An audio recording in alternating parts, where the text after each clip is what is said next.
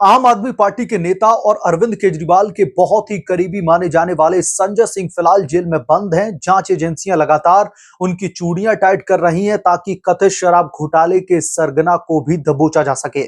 इस बीच संजय सिंह से उनकी सांसदी छीने जाने को लेकर के राजनीतिक गलियारों में भी चर्चाएं तेज हो चुकी हैं। ये चर्चा कोई और नहीं बल्कि संजय सिंह खुद और उनके करीबी नेता कर रहे हैं।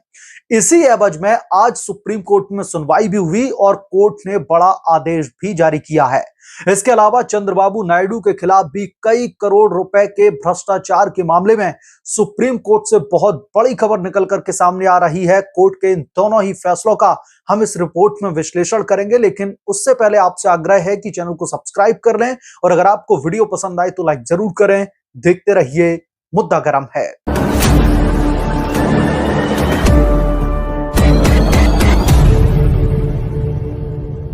पीएम मोदी की डिग्री से जुड़े विवाद में गुजरात यूनिवर्सिटी की ओर से किए गए आपराधिक मानहानि केस में आम आदमी पार्टी के नेता संजय सिंह को तत्कालिक राहत मिल गई है। सर्वोच्च अदालत ने उनके खिलाफ में ट्रायल पर फिलहाल रोक लगा दी है, लेकिन दूसरी तरफ उन्हें बहुत बड़ा झटका भी लगा है।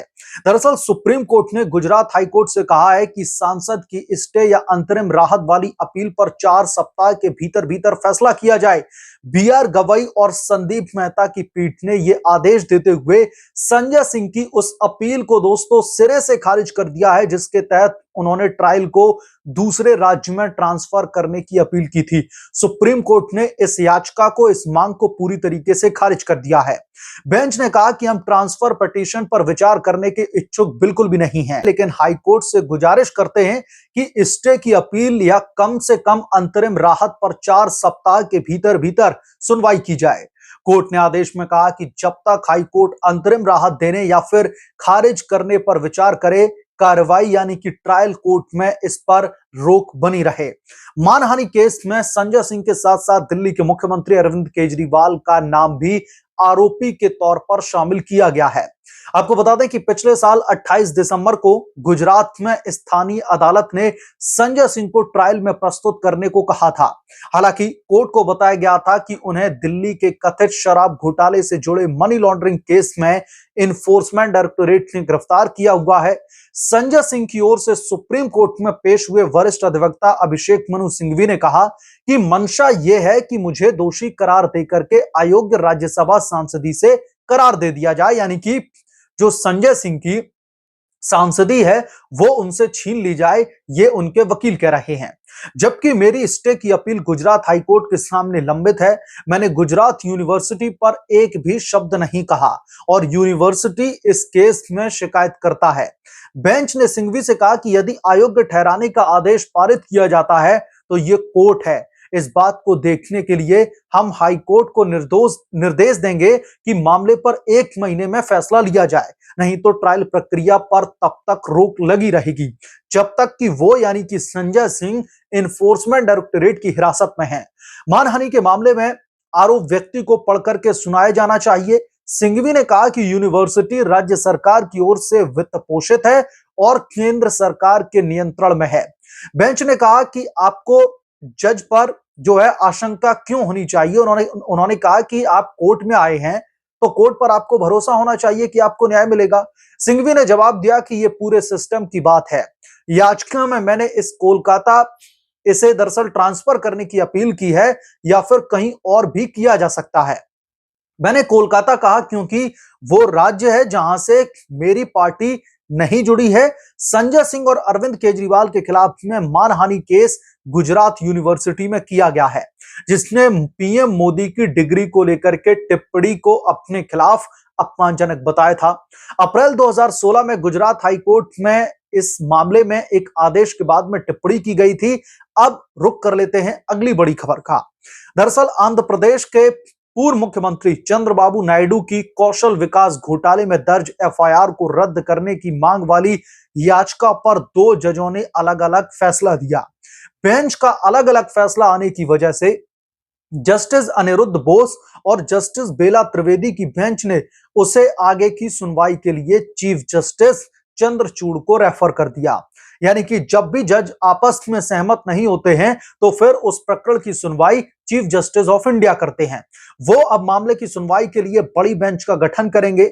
चंद्रबाबू नायडू की याचिका पर सुनवाई के दौरान दोनों जजों में मतभेद इस केस में प्रिवेंशन ऑफ करप्शन एक्ट 1998 के सेक्शन 17A को लागू करने को लेकर के था, जिसके तहत लोक सेवकों पर करप्शन का मुकदमा दायर करने से पहले सक्षम अथॉरिटी की मंजूरी की जरूरत होती है। चंद्रबाबू नायडू के खिलाफ यह मामला दोस्तों 2015-16 का है। इस केस में जांच 2018 में शुरू हुई। प्रिवेंशन ऑफ करप्शन एक्ट में सेक्शन 17A बाद में 2018 में जोड़ा गया। ऐसे में सवाल यह था कि क्या चंद्रबाबू नायडू के खिलाफ मुकदमे के लिए सक्षम अथॉरिटी की जरूरत है या फिर नहीं। जस्टिस बोस का कहना था कि इस केस में मुकदमा दर्ज करने के लिए सक्षम अथॉरिटी से जरूरी मंजूरी लेना बेहद जरूरी था। इसके बिना नायडू के खिलाफ प्रिवेंशन ऑफ करप्शन एक्ट के विभिन्न सेक्शन के तहत दर्ज एफआईआर गलत था। उन्होंने कहा कि अब जांच एजेंसी जरूरी मंजूरी ले सकती है। वहीं जस्टिस बेला एम त्रिवेदी का मानना था कि पीसी एक्ट में सेक्शन 17A 2018 जोड़ा गया है। ऐसे में यह एक्ट लागू होने के बाद होने वाले अपराध पर ही लागू होगा। इसे पिछली तारीख से लागू नहीं किया जा सकता। चंद्रबाबू नायडू के केस में यह लागू नहीं होता। तो कुल मिलाकर के दोनों जजों के बीच में मतभेद था, एक कंसेंसस पर नहीं आ पा रहे थे, जिसकी वजह से जो जजेस हैं सुप्रीम कोर्ट के, उन्होंने chief justice of India D.Y.. Chandrachud को यह मामला रेफर कर दिया है। अब डी.वाई. चंद्रचूड़ बड़ी बेंच का गठन करेंगे और उस बेंच में इस प्रकरण की सुनवाई होगी और देखने वाली बात होगी कि चंद्रबाबू नायडू को राहत मिलती है या फिर 11,000 वोल्ट का झटका। तो कुल मिलाकर के सुप्रीम कोर्ट के इन दोनों फैसलों ने ही देश की राजनीति में गर्माहट पैदा कर दी है। और रही बात संजय सिंह की, तो संजय सिंह लगातार चौतरफा कई मामलों में घिरे हुए दिखाई दे रहे हैं। एक तरफ जहां कथित शराब घोटाले के तहत वो जेल में बंद है, उनसे लगातार इंटेरोगेशन की जा रही है। जांच एजेंसियां जानने की कोशिश कर रही हैं कि आखिरकार जो कथित शराब घोटाला है उसका मेन सरगना कौन है, मास्टरमाइंड कौन है, ताकि उसे भी दबोचा जा सके।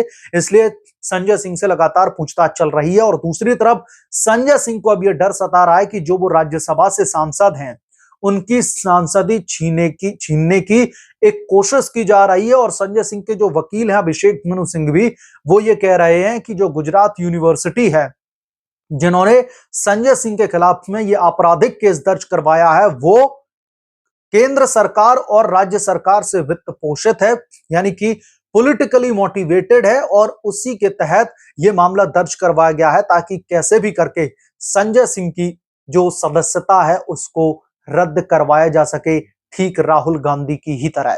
बहरहाल जो सुप्रीम कोर्ट से दो बड़ी खबरें निकल करके सामने आई, जो मैंने आपके साथ में साझा की हैं, इस पूरे के पूरे मामले पर आपकी क्या राय है हमें कमेंट करके जरूर बताएं। जल्द मिलूंगा किसी दूसरे बड़े अपडेट के साथ में, तब तक के लिए धन्यवाद। अगर आप लोग चैनल पर नए हैं तो प्लीज चैनल को सब्सक्राइब करें, साइड बने बेल आइकन को भी प्रेस करें ताकि जैसे ही मैं कोई नया अपडेट लेकर के आऊं तो उसकी जानकारी सबसे पहले आपको मिले।